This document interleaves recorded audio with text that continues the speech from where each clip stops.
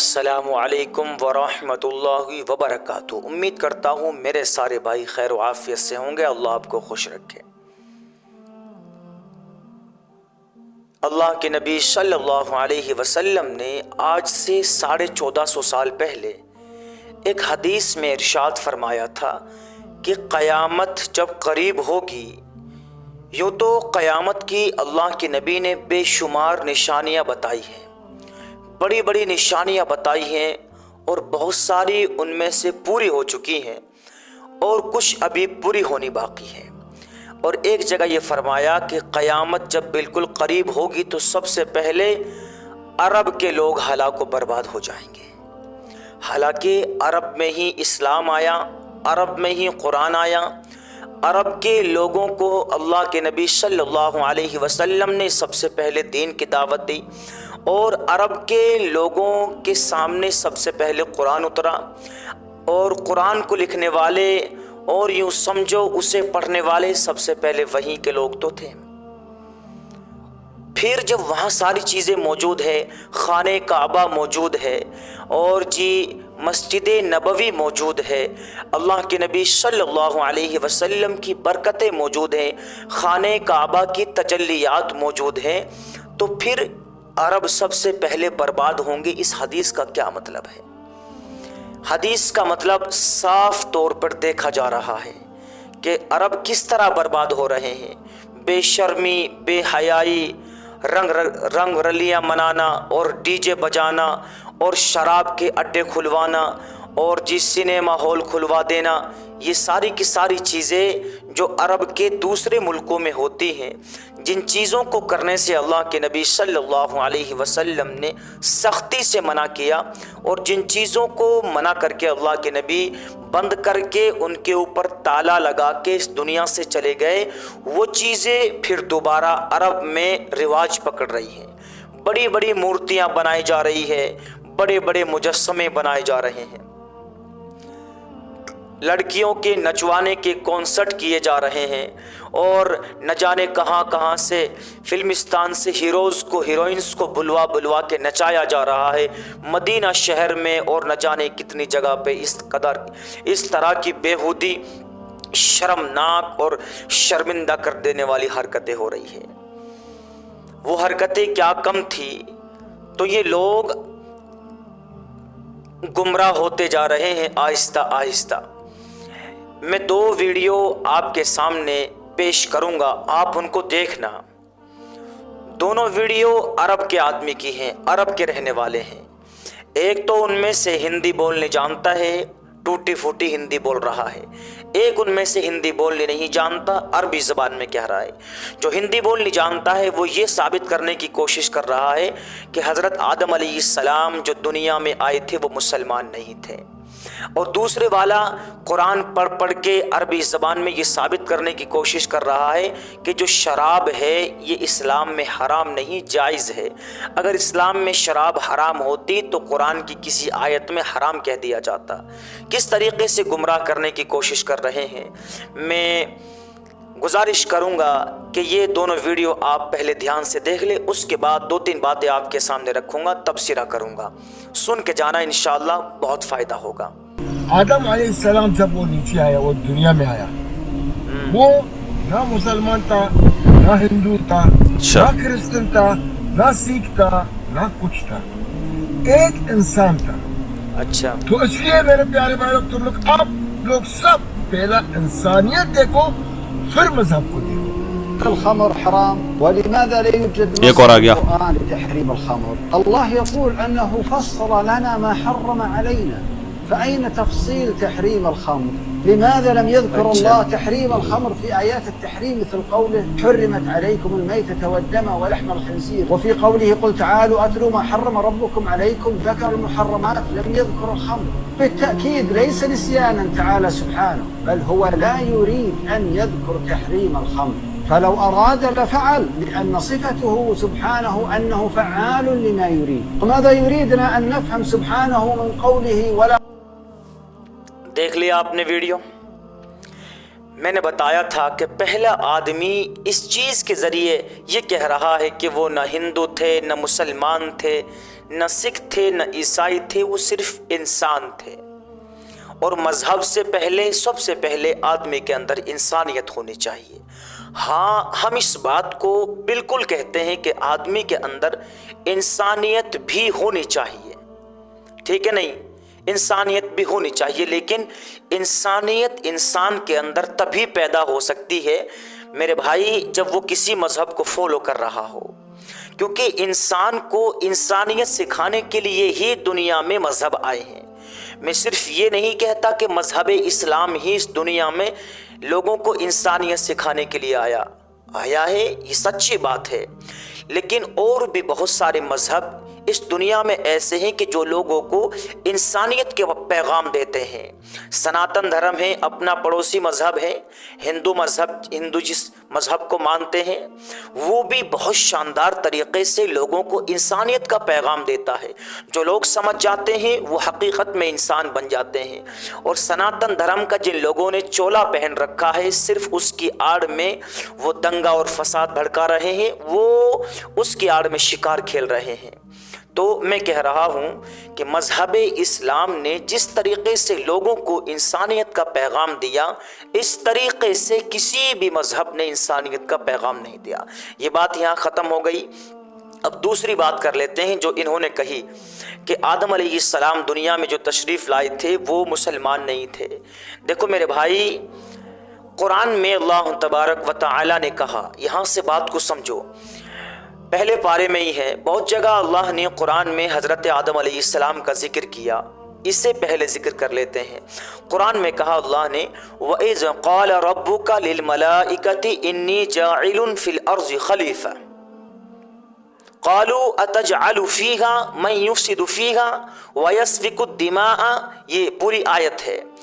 یاد کرو اے نبی صلی اللہ علیہ وسلم، اللہ تعالیٰ اپنے نبی کو وہ وقت یاد دلوا رہے ہیں جب اللہ نے آدم علیہ السلام کو مٹی سے بنا کے تیار کر دیا تھا اور فرشتوں میں اعلان کر دیا تھا کہ میں ایک انسان بنانے والا ہوں جو زمین میں میری خلافت چلائے گا، میرے احکام کو بتائے گا، میرے احکام کے بارے میں اور میری ذات کے بارے میں لوگوں کو بتائے گا، میری وحدانیت کے بارے میں لوگوں کو بتائے گا، میں اپنا خلیفہ بنا رہا ہوں۔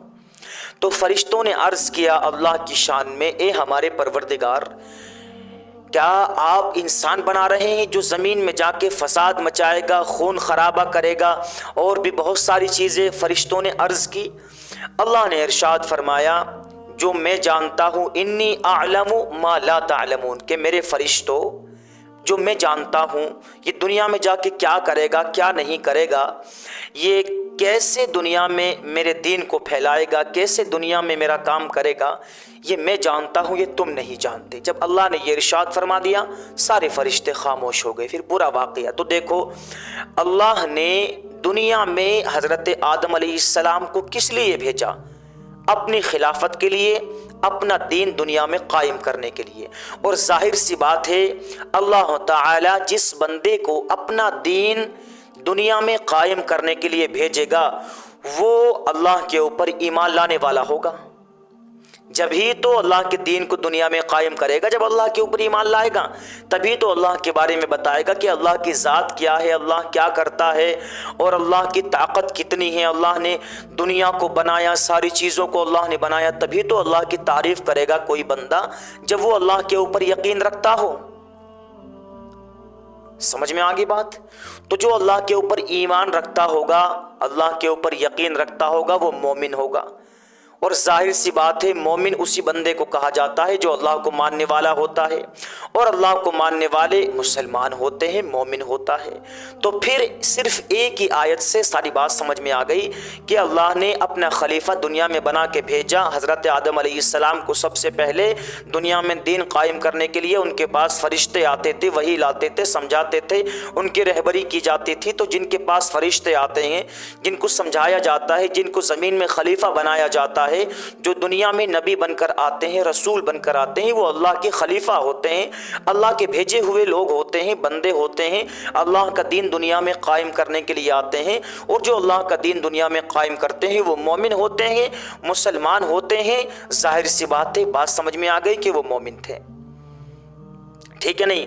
دوسری بات، انہوں نے صاحب نے پوری کوشش کی عربی زبان میں سمجھانے کی، آپ کو کہنے کی، نیچے ترجمہ لکھا ہوا ہے، جو یہ کہہ رہے ہیں تھوڑی سی بھی دیر میں آپ کو سمجھا کے ختم کرتا ہوں۔